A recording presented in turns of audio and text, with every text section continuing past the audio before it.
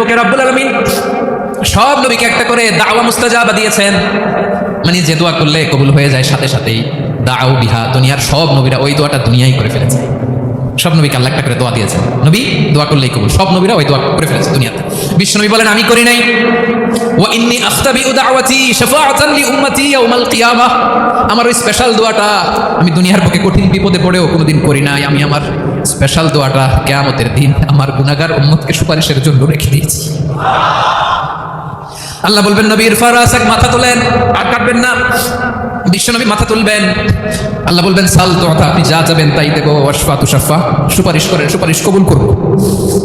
বিশ্বনবী বলবেন আল্লাহ ওই স্পেশাল দোয়াটা দুনিয়াতে করি নাই, আজকে আমি তোমার দরবারে দাঁড়িয়ে কিয়ামতের দিন ওই দোয়াটা করছি। আল্লাহ আমার যে উম্মতের হৃদয়ে যাররা পরিমাণ ঈমান আছে, আমার একটা উম্মতকেও তুই জাহান্নামে ঢোকাতে পারবা না। বিশ্বনবী পাগলের মতো একবার হাউজে কাউসারে যাবেন, একবার সিরাতে যাবেন, একবার পুলসিরাতের দিকে, একবার হাউজে কাউসারের দিকে পাগলের মতো দৌড়াতে থাকবেন। তার কোনো গুনাহগার উম্মত যাতে জাহান্নামে ঢুকে না যায়, সেদিন কেউ সুপারিশ করতে পারবে না বিশ্বনবী ছাড়া।